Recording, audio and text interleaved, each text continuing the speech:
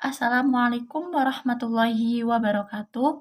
Halo anak-anak, kita berjumpa lagi pada mata pelajaran biologi. Nah, kali ini kita akan belajar mengenai sistem pencernaan. Sebelum kalian belajar mengenai sistem pencernaan, alangkah baiknya kalian berdoa terlebih dahulu.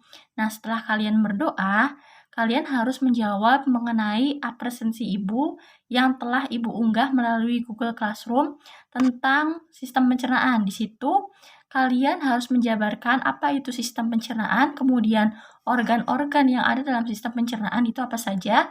Jawab sebisanya. Nanti setelah ini kita akan bahas bareng-bareng mengenai sistem pencernaan.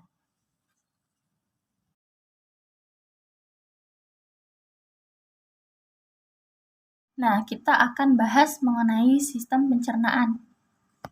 Jadi, apa itu sistem pencernaan? Nah, sistem pencernaan itu secara singkat itu ialah proses pemecahan makanan menjadi molekul yang sederhana yang melibatkan organ dan kelenjar pencernaan. Nah, di dalam sistem pencernaan itu dibedakan menjadi dua macam. Yang pertama adalah secara mekanik dan yang kedua adalah secara kimiawi. Nah, sistem pencernaan secara mekanik ini ialah perubahan makanan dari bentuk kasar menjadi halus dengan bantuan serta gerakan sistem alat pencernaan seperti gigi. Nah, sedangkan pada proses pencernaan secara kimiawi ini, di dalam proses pencernaannya itu melibatkan sebuah enzim dalam mencerna serta mengubah makanan dari bentuk molekul yang besar menjadi molekul yang lebih kecil. Nah, pada sistem pencernaan ini dikelompokkan menjadi dua macam. Yang pertama ialah saluran pencernaan dan yang kedua adalah kelenjar pencernaan. Kita akan bahas mengenai saluran pencernaan terlebih dahulu. Nah, di dalam saluran pencernaan ini terdapat berbagai organ. Yang pertama ini mengenai rongga mulut. Pada rongga mulut terdiri dari 3 bagian. Yang pertama ada gigi, kemudian kelenjar ludah, serta lidah. Nah, pada gigi ini makanan akan masuk, kemudian akan dihancurkan oleh gigi, serta akan dibantu dengan kelenjar ludah dan lidah. Nah, pada gigi ini kan makanan akan dihancurkan oleh gigi. Nah, gigi ini dibagi menjadi 3, gigi seri, gigi geraham, dan gigi taring. Nah, sedangkan kelenjar ludah ini berfungsi sebagai melarutkan makanan, memudahkan penelan, dan melindungi selaput mulut terhadap panas, dingin, asam, dan basah. Nah, jadi pada kelenjar ludah ini juga terdapat enzim yang berfungsi sebagai mengubah amilum menjadi maltosa atau gula. Makanya, ketika kita makan, maka makanan tersebut akan terasa manis karena di dalam kelenjar ludah ini terdapat enzim yang berfungsi sebagai mengubah karbohidrat ini menjadi sesuatu yang gula ataupun glukosa yang lebih manis gitu. Nah, kita lanjut ke lidah. Jadi lidah ini berfungsi sebagai indera pengecap serta membantu mendorong makanan dan proses penelanan. Nah, di dalam lidah ini kita juga dapat merasakan rasa. Nah, karena pada lidah ini terdapat papila-papila yang berfungsi sebagai ataupun yang merespon mengenai rasa pada otak. Nah, jadi lidah ini terdapat berbagai rasa seperti manis, pahit, dan asam. Kita lanjut ke gigi. Nah, pada gigi ini kan tadi dibagi menjadi 3. Nah, gigi seri, gigi taring, dan gigi geraham. Nah, pada gigi seri ini berfungsi sebagai memotong makanan, sedangkan gigi taring ini berfungsi sebagai menggoyak makanan. Nah, gigi geraham ini letaknya paling dalam, ini berfungsi sebagai mengunyah serta menghaluskan makanan. Kita lanjut ke kerongkongan. Atau yang sering kita sebut mengenai kerongkongan ini adalah esofagus. Nah, di dalam kerongkongan ini terdapat saluran pencernaan ini setelah mulut memiliki panjang kurang lebih 2,25 cm yang posisinya itu vertikal dari bagian tengah leher bawah faring sampai pada ujung bawah rongga dada dan di belakang trakea.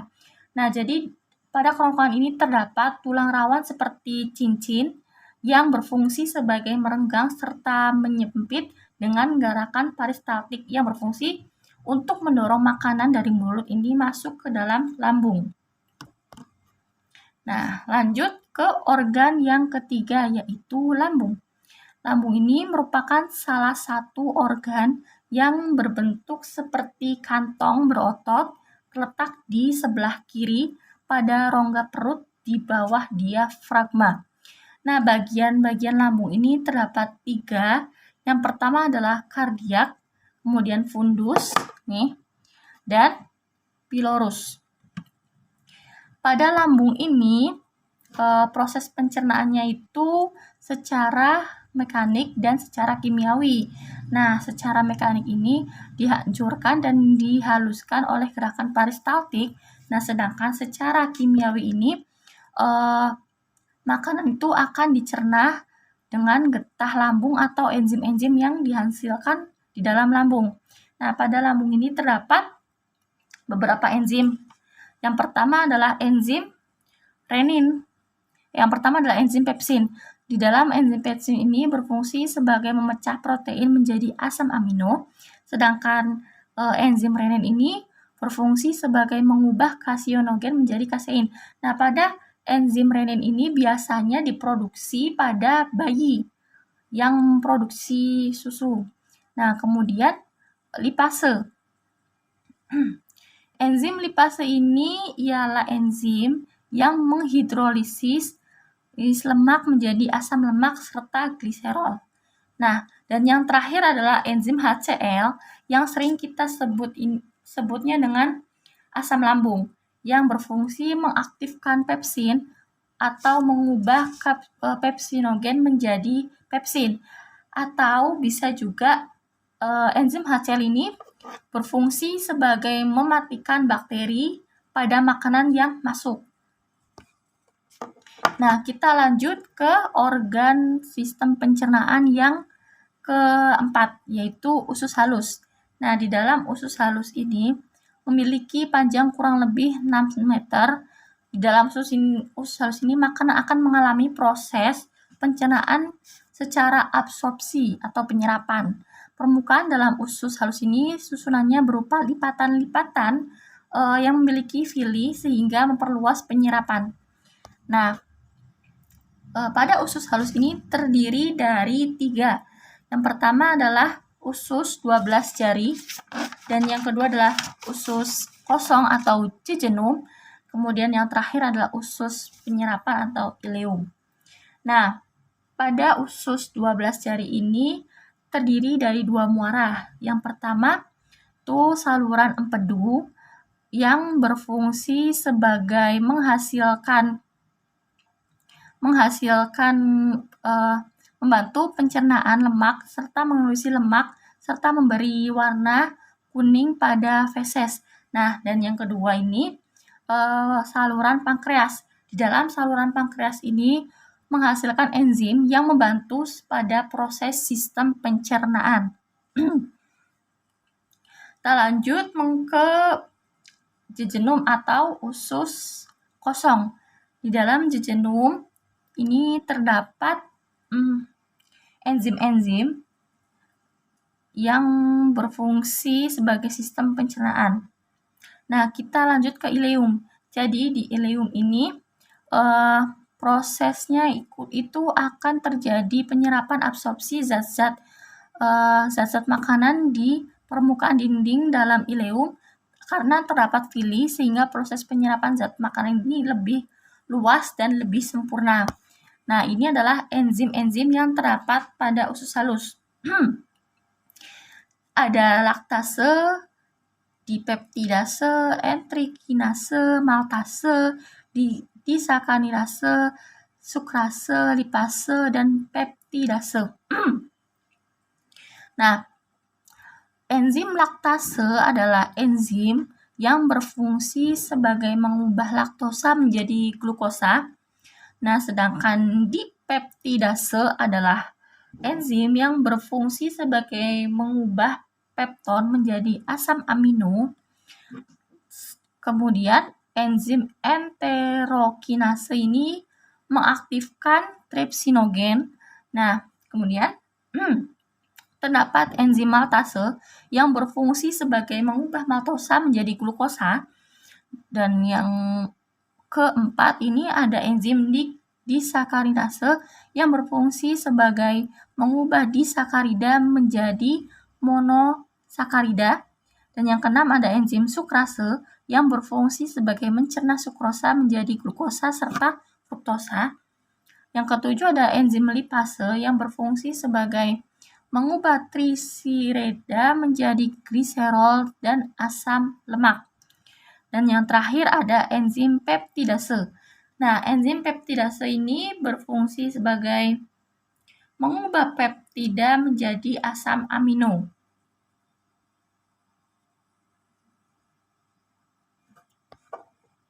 Nah, kita lanjut ke sistem pencernaan ke organ yang kelima, yaitu usus besar.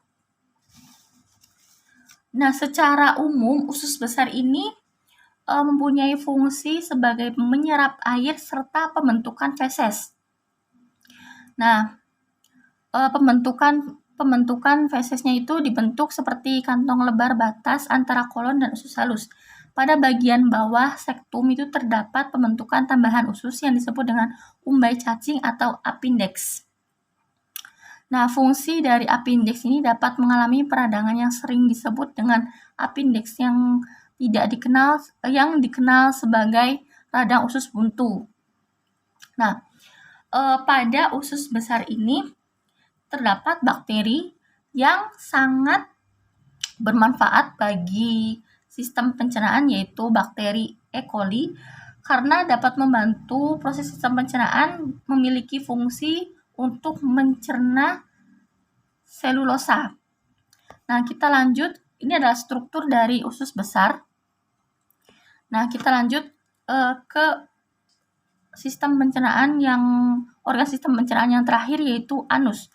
Nah, di dalam anus ini adalah terjadinya proses pembuangan feses, karena pada anus ini berfungsi sebagai pengeluaran feses. Nah, di dalam sistem pencernaan selain ada saluran pencernaan, di dalam sistem pencernaan ini juga terdapat kelenjar sistem pencernaan. Secara singkat, kelenjar sistem pencernaan ini ialah yang menghasilkan enzim-enzim pencernaan ataupun organ yang dapat menghasilkan enzim-enzim pencernaan seperti lambung, hati, empedu, pankreas, dan lain sebagainya. Nah, kita lanjut ke kelainan sistem pencernaan. Jadi, kelainan sistem pencernaan ini terdapat berbagai macam, ya kan?